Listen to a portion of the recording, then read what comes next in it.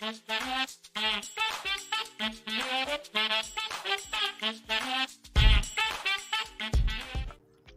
what's poppin', everybody? It's your two favorite Sith coming from the East Coast to the West Coast. It is your boy Darth Eternal. And your boy Darth Hater 23.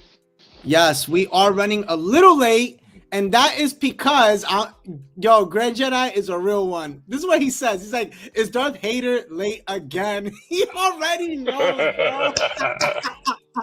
Hey, Bro, Greg he already Jedi. knows. Hey.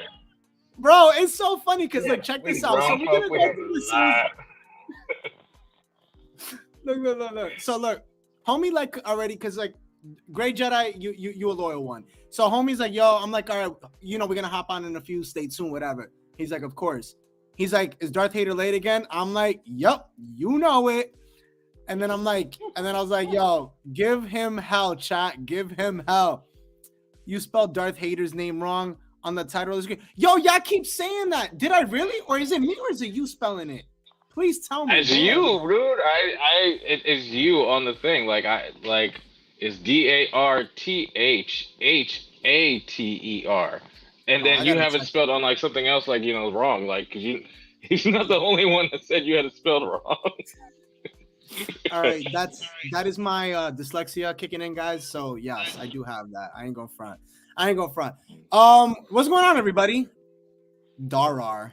Oh damn, I gotta change. If it says Darar, then damn, that's da-dum on me. So damn, that's a da-dum on me. What'd you say, bro? Darar. Oh my god, bro. But I mean, I can't, bro. I can't with you right now. So there are reasons. Yo, Charles, what's popping, baby? Horns up, please throw some up. Horns up in the chat, baby. Horns up in the chat. I want to thank everybody. I gotta say there is a reason why Darth Hater was running a little late, even though we are joking. There is a matter, so I do apologize, Darth Hater. But it was funny because you do always run late. So, but we love you. We love you from the corazón. We love you. What was I gonna say? How you been, bro? Oh man, life has been hectic. How about you? Life has been chill, bro. Just living life. We talk off screen. We know we know what it is. Ooh, Who hasn't been watching like everything on P. Diddy, man, or as they call him, the Diddler? Bro, how we talking Star Wars but talking Diddy right now? How we get into that? Grey Jedi, what are you doing right now, bro? What you doing? What are you doing, my guy? What you gonna do? Charles is like, yo, I'm done, bro. We not talking about Diddy, bro. Like, I can't right now. Like, they coming, bro. They trying to come for Jay-Z. Did you see that? I mean, if you research all of this, like, a lot of these people, it's like it was an eventuality. Like both of them, J-Lo, like they're coming after everybody right now. That was listen. They could thank R. Kelly for that one. But listen, if they, you know what, we ain't even gonna get into this topic. Yeah. Let's start the shot. Bro, episode today. What were your bro? I was excited for Side Ventures. Bro, I liked it, and everybody is hating, which is funny. And I didn't watch it last night. I didn't watch it at 12 for us, but I watched it like today, like after I woke up. And like the first thing I do is I go on Instagram and I see all these people like hating on it, and I'm just like, what are you hating on? Like, obviously, it's strong women, bro. It's strong women. Oh, Tim's talks is like, OMG, Asajj Ventress, she slays. Yes, queen, let's go. Yo, oh my god. Well, if you haven't watched it yet, I mean, look, we're gonna go through the breakdown here. But she does come back. I mean, I'm sure everybody who has social media, Tim, I know you do. I know you're really big on it, so you definitely know she is back. I think it's just more about something we didn't know. It's like, they dropped it in the trailer, so it's not like a big surprise. Right. I just didn't think it was going to happen this episode because, again, I did a video on just like, they still have to talk about that Shadow Agent clone trooper that we still don't know the identity. Yeah. If it is somebody of great significance. But, I mean, as of now, no se sabe. We don't know. But, there has to be somebody big because if they just skip that kind of arc right now and they just went to Asajj Ventress, then I'm assuming – it's all over TikTok and IG. Yeah, man. I mean, she's trending, bro. Like Asajj is she's strong women for me, bro. Like I'm all for Asajj, bro. I've been down, and we gotta man. Like she's been one of my favorite characters since like she's actually one of my favorite characters from the Clone Wars. Like straight up. We're talking about the OG Clone Wars though, like the one where it was like the 2D animation, correct? Oh yeah.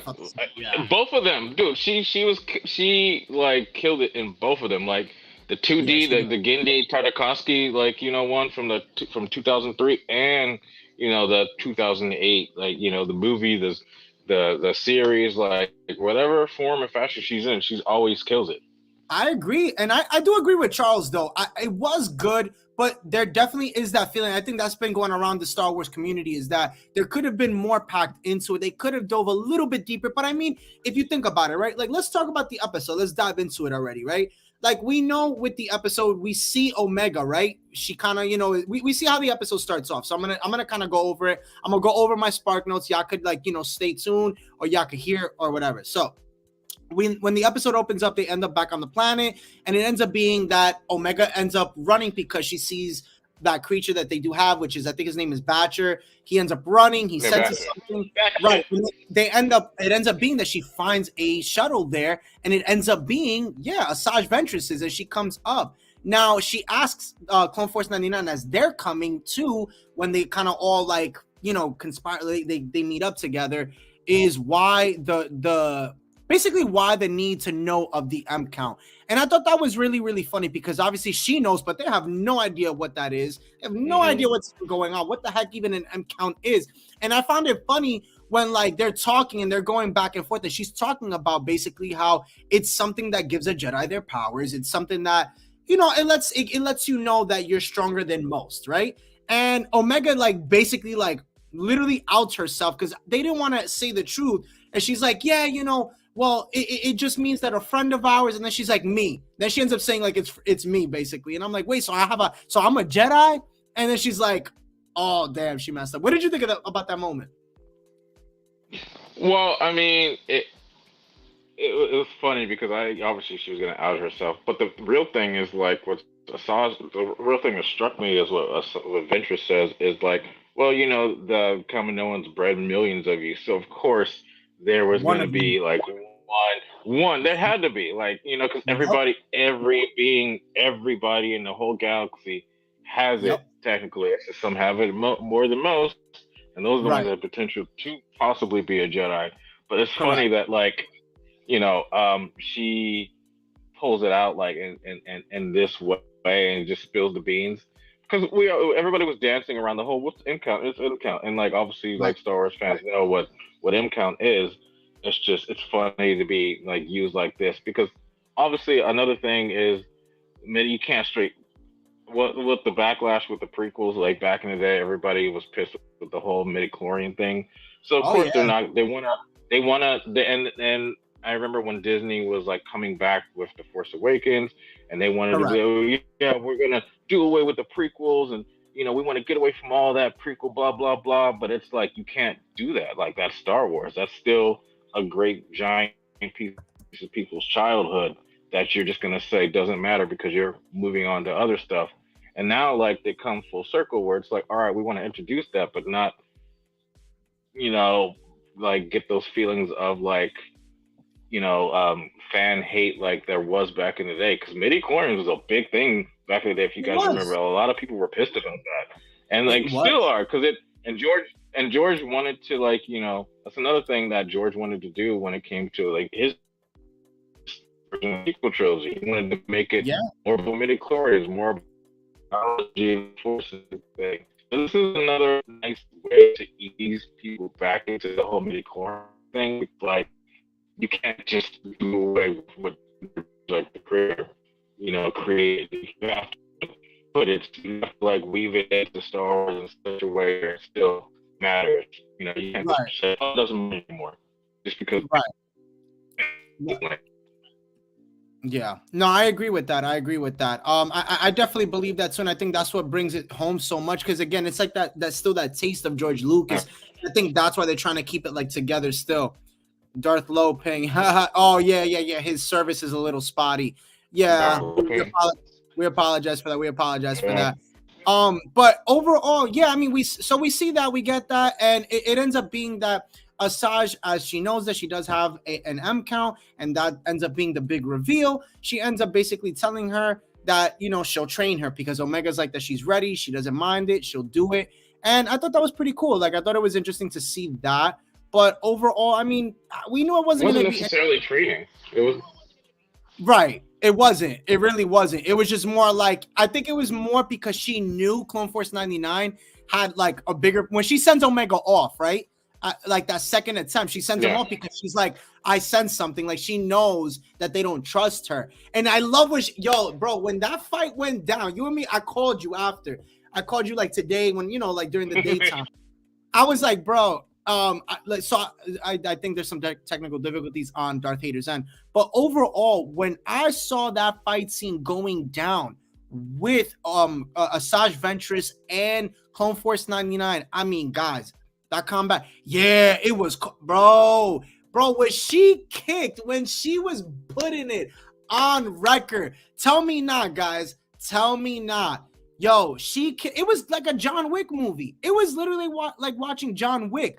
Like, none of them could touch her. And like, what I enjoyed about it is that like we had never seen that side of Star Wars, like in animation, even in live action. So like we've seen some stuff being done in the Ahsoka series, but like to see that happen, I mean, wow. Again, yeah, shows how far animation has come since the Clone Wars. I mean, even just like with the episode when we see Darth Maul and Ahsoka fighting. I mean, this fighting here from Asajj was so deadly, was so brutal.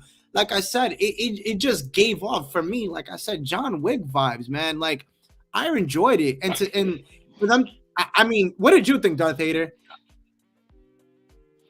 No, it was cool. And like you said, yeah, John Wick vibes, but it was very, you know, what we know is Asajj because she does this in the Clone Wars. It was very Ahsoka, like, you know, it was very like what we you know, what we hope to see Jedi or Sith be like, you know, when it comes like they don't have their lightsabers, you know? Right? I felt the same way too, because I'm always like, I've always asked myself that question, can Jedi fight? But when I see Asajj fight, I'm like, yo, I'm gonna put it. No, I know, but like we're talking like this was another level, bro. Like you have a homie like Wrecker who's a big dude. She made him look tiny. Okay, you have Hunter, who's another great fighter, a combat fighter. I mean, Crosshair, you know, he is what it is. But, you know, it was dope. It was just dope. And then to see after, you know, when Omega does come back from the Blossom Tree and she's like, what is going on here? And it's so funny because you see Crossface on the floor.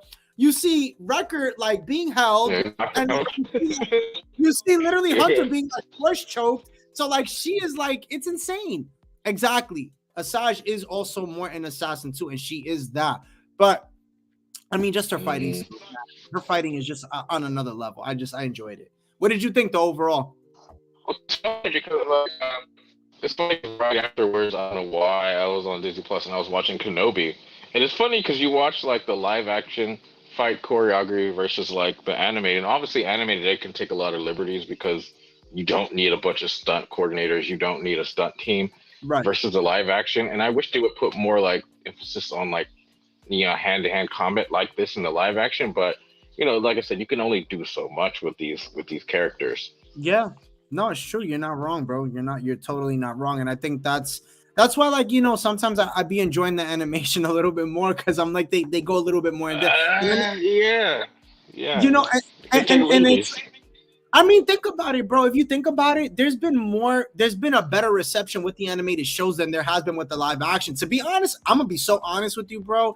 And I think you've even said it too, right? Like, you want more movies. I think honestly, they should just go the animation route for the shows, and whatever content that they want to talk about, like they should just do a movie on it. To be honest, like I think these live action shows really don't do any justice. Like again, Bad Batch is a perfect example of like, you know, the Clone Wars, it can be successful if done right. If done right with the right people behind it, I think it could be done really, really good. You know, and I think that's the beauty of it. It's funny we're saying it, we just got this. It's funny we're saying this, and we just got for that. Like they're like throwing hands at it. Yeah. Oh, yeah. The Acolyte. Yes. The Acolyte. The Acolyte is that. I mean, that's a whole nother thing that we'll talk about at another time because that one is just like, yeah. That I ain't gonna front with you. Imagine if Boba Fett show what was a John Wick live action with combat like that, and that scene insane. You're not wrong. You're not wrong, bro. You are not wrong. I mean, to have a Boba, We've been wanting him to. I mean, yeah. we have his family in this. Like, you got technically got his sister, Omega, his sister, and then like the other sister. What was the scientist's name? Like I mean, if he shows up, it would be kind of a given. You got Fennec Shan in this too, even though I don't think she's met Boba until Book of Boba. So, I mean, well, Asajj being in it, she has met Boba, so like there could be a possibility that I was thinking about that, bro. I was thinking about that because remember they had that crew. Remember in the Clone they had a job, yeah. So threw him in the chest. So I'm hoping that this right here somehow comes to light where we do see, again, a young Boba Fett. And I think you mentioned it last live stream or the live stream before that. Daniel Logan came back and did do the voice for the young clone that we did see. So it's there. The writing is there. He did the voices for that little group of clones. Yeah. He's always willing to come back, and he did all the voices for that little group of clones that was like abandoned. So he's down and open. Like they might as well just use him. It's of age. It's only what like a few years later after like Order 66. Like he could be in it, like with his armor and everything. Right. Now in the episode, in the next part is trust. Right. I think that was the next biggest thing after fighting and all that was their questioning of Asajj, because again another tech name drop when they were looking at his data pad and who Asajj was, because they wanted to confirm her. And it ended up being that she is, of who she was. But like she even tells them, she's not the person. The same way things have changed since the Clone Wars. Again, she's not that person the same way they're not. They're both kind of on the run from the Empire. But her thing is that she's not really on the run, and she mentions that at the end of the episode, she still has more lives to give. And I like that, how it ended with that. But again, like there's still other things I want to talk about. But, seeing her with Omega do that trial, and one of the key things, right? Because again, there wasn't really a lot in the episode. It was just more of the interaction between all of them and the meeting for the first time. But it's like what we've been talking about here. I know I've talked about it on my channel. I've talked about it here on the live stream with Darth Hader. We've talked about it. I think there really is a point in time that, like Asajj says, in order for her to really to develop, because you remember when she was like when she walked away at the very end, and she's like, so basically, do I have a high MCOT? Like, am I a Jedi or whatever? And she's like, no. And then they're like, okay, so like, which part are you lying? Like, what are you lying? Like, are you lying about it or whatever? And then she's like, which part? And she tells him, like, in order for her to really like get her true powers, or in order to really for her to enhance her thing in with the Force, she needs to leave them. But she knows that that's not gonna happen, and they're not letting that happen either. And that was the tricky thing for me, is that like when she said that, I'm thinking to myself, does Asajj feel something more with Omega? Like, is she actually that Force sensitive that she could put? Because she's got to be more like. There's no way, bro. Comparing her to Sabine, Sabine has more of a higher M count. There's no way, bro. There's no way.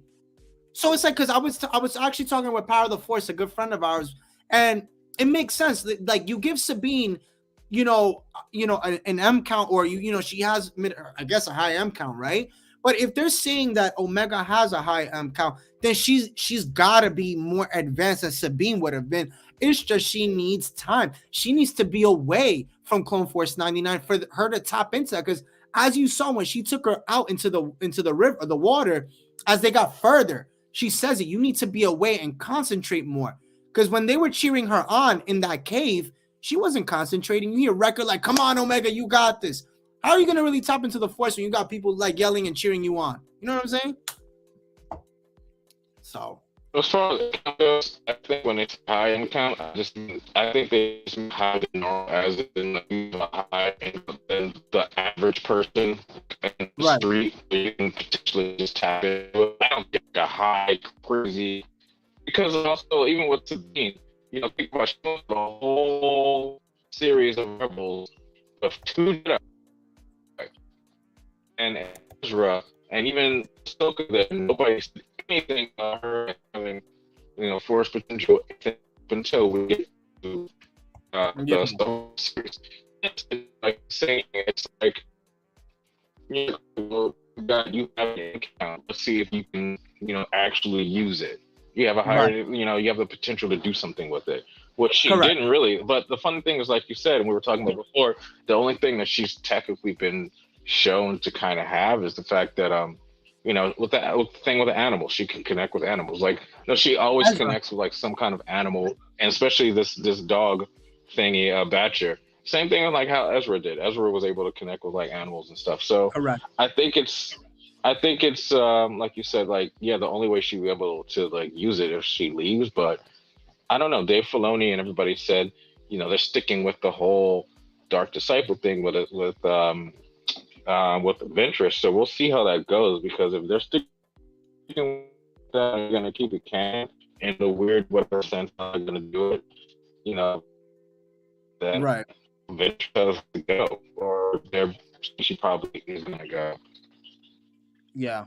I Yeah. I don't mean, I think know her if story. they're gonna do anything. Play Yeah. Well, I agree with Charles. I mean, I know we've been saying it too. Yeah, they should just let her go with the Saj. Yeah, they should. I think that, at the end of all of this, I think, I think now with hearing everything, you know, they're gonna have to let her go eventually, because they're not at this point. If they know that Asajj is saying this, and this is a former, this is a character that has midichlorians, who is high in the Force. If they are saying this at some point in this series, I mean, I'm assuming at the end when this is all said and done, they're gonna have to let Omega fly, because right now it's gonna be that known where they're holding Omega back. That's really what it is at this point. They're holding her back, because if Asajj is saying all of this, there's more to it. And again, we've seen it, like you mentioned it. We've been talking about it here. Omega does have some sort of ability. She does at times sense things. At times she does feel things as well. At times we see her interact with these creatures, these animals throughout the series. She's had that since one. We've seen her build that relationship. And I think that, again, if they end up letting her rock and go with Asajj, it could be that, again, she does get the training that she does. Charles says if they do her right, she would be so cold. I could see her with the Bad Batch armor and a yellow lightsaber. She has so much potential as a character if they don't mess her up. Well, I agree with you on this part, but the part I will go off of is, we know that they're not going to continue the Bad Batch, but it ends up. But again, if she does go with Asajj, maybe she become a mercenary like her. Maybe she could fight for that cause, and it connects with the Kenobi series, when we know that hidden path of the episode where there's 4 sensitive children, right? When we know Quinlan Vos is still helping the cause, It could be where Omega is a part of that, right? Because this has to be Dave Filoni's new baby, in Omega. I mean, she's a clone. She can last. You know what I'm saying? Like, they could do a lot with her character if done right. So we'll see what happens. Charles says, please don't do her. And she's not necessarily. Yeah, no. He's just saying don't do her like they did with Grogu. I agree. She's an avatar of the light, like Yoda. But yeah, no, I listen. I'm all for. Asajj Ventress' return was dope, yo. It definitely was.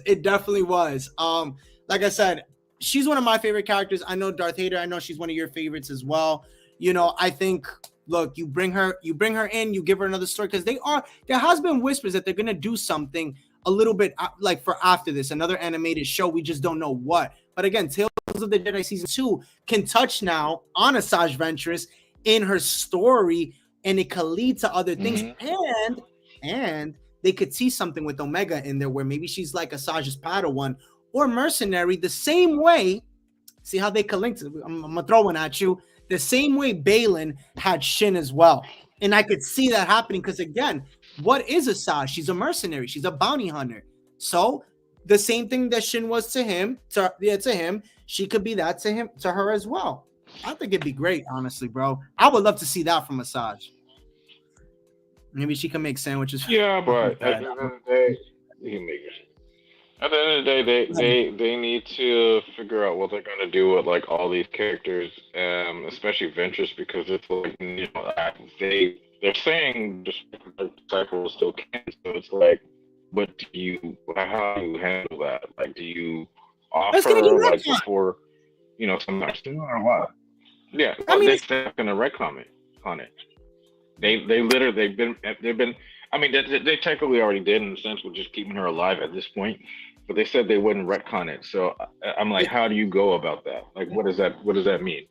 I'll put it to you like this: if it sounds like a duck, looks like a duck, walks like a duck, it's a duck. Like it's retcon, my guy. It's retcon. They could say that, but it's retcon. The same way they did with Caleb Doom, with Kanan Jarrus in Clone Wars season 7. Was it Clone Wars season? No. Yeah, it was. Yeah, when they retconned him, remember? No, that was Bad Batch season 1. Oh, Bad Batch. But the thing about that, when they retcon that, they did away with that whole of how his Order 66. That's what they retconned about that. The rest of his story was canon. But as far as like Mm. the Doctor Disciple, they're not retconning it canon aside from this point. But they're still gonna do like when her dying. So like, how do you go about that? Like, and when does that happen? Does that happen in this series? Does that happen with the Jedi? Like, what are we doing with this? I mean, I think it's really, really simple. Again, in her story in Legends, I mean, we've talked about it. You know, she ended up escaping in a shuttle and she went into hiding. I think that's what they retconned. I think that's this part of the story that just changes from Dark Disciple. Because in Dark Disciple, she dies in the arms of Quinlan Vos. All right, bet. You know, it could have been that he left her there. We don't know what happened. We don't know what happened after. Like, it could have been that, homegirl just ended up, escaping. She faked her death and nobody knows. And bam, she's here. Because that was one of the other things too. Like, they didn't really touch on her story. They didn't touch on how she came to be. So like, that's the other thing too. Like, that's my other question, which I'm definitely doing a video on because I want to talk about that and get a little bit more deeper into that. But that's something they have to address at some point. I think Darth Vader brought up a good point, and understanding how she survived that, because we don't know how she survived against Count Dooku if that story is still staying true to the canon. So again, wait, they might not the Bad Batch. No. They might retcon Dark Disciple, which is the book that she ends up surviving. Dying at the hands of Count Dooku during the Clone Wars in Quinlan Vos's arms. So that's the part that they still have to kind of like explain at some point at any time. Do you think the Bad Batch are gonna live at the end of the season? I'll throw that to you, Darth. You can answer that first one. Being real, I'm like 50-50 because they should, and we don't see them in any other mention of any other canon. Right. But like, I say 50-50 because like, as much as like I love what Dave Filoni does, he doesn't know how to like answer his characters, doesn't kill his characters off. Ahsoka should have been. We've been talking about she should have been right to Vader, and a lot of other characters. But I think they could, but at the same time, if they survive, do you retire them? If they survive, why aren't they with and Rebels? Right. Rebels. Yeah. Personally, me, I agree with Charles. I kind of want them to die. I think that the same way they have kept Tech dead, I think it's brought a lot more of like, it's brought more of an emotional kind of, tone to the story, and darker tone, because you really feel the Empire kind of closing in on them, as you even hear Asajj Ventress tell them, like, you're not safe here. Like, you think nobody knows. Like, no, like, it's easy to find you. It's not that hard. So, and she even says, like, if I could find you, the Empire will as well. So, again, I personally would love it to be where she ends up, not her, but I would like to see at least one of them, one more or two of them go. I think Crosshair goes. I think Wrecker goes. I think Hunter ends up being the one who survives. I think it's either Hunter or Wrecker that survives. I think the rest of them are going to go, apart from Echo, because he's doing his thing. And that's another story that they got to, because now he's not a part. So again, this is the story of, Hunter, Wrecker, and Omega and Crosshair. Like I said, I think the only one that survives is either Wrecker or Hunter. And I think, honestly, if I'm going to say one survives, I think it's going to end up being Wrecker, because I'm thinking about it now, and I think that potentially Hunter will sacrifice himself before Wrecker, and Crosshair, shall I say, will sacrifice himself, because he's already done that. He's already put himself on the line when he versed that Shadow clone agent. I think he'll do it again, and that will be that. So I think that'll be the next thing. Imagine if Omega becomes an Inquisitor.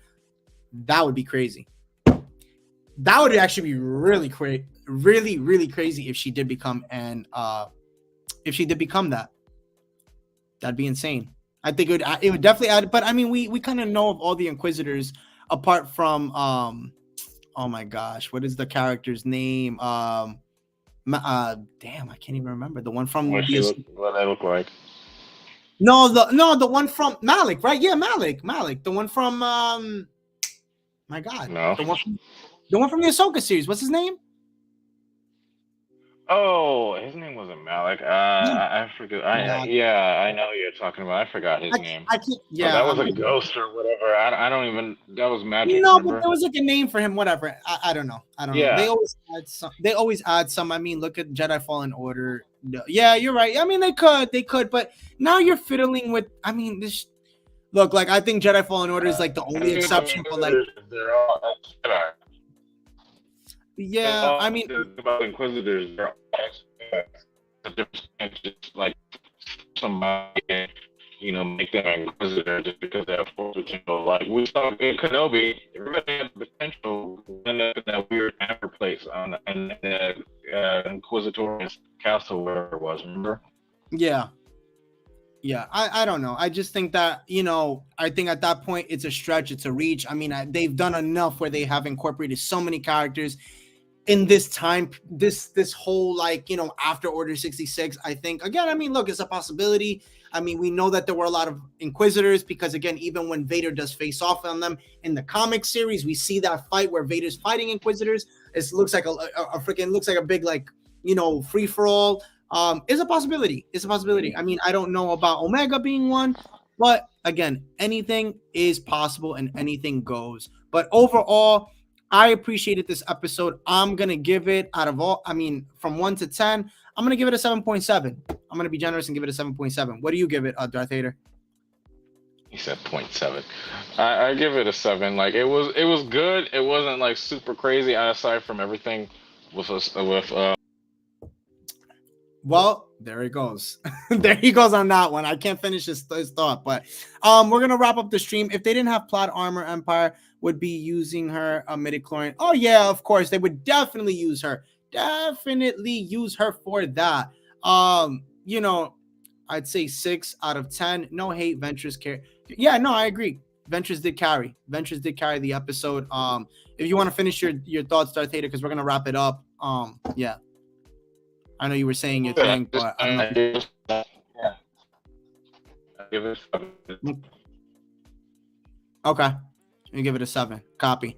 All right. Well, overall, yeah. I mean, you heard our thoughts. You heard what we thought about it. You heard our conversation about it. Again, I agree with Charles. Ventress definitely carried the episode. I'm hoping next week's episode is good and just as good as this one because we only have just a few episodes left. We have 5 now, literally 5 left. We are 5 away and we're done. And then after that, we end up getting the Acolyte in June, which we will do another stream about the Acolyte at a different time. We'll probably save that one for the ending of the Bad Batch where we could just kind of talk about that stuff.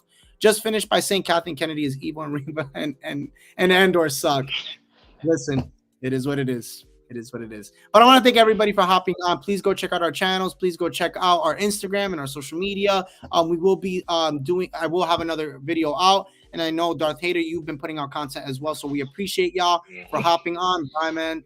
Yes, from Quebec, from the East Coast. Later, guys. We appreciate y'all. We will see you next week. So stay tuned. And again, thank you so much. Horns up. Peace.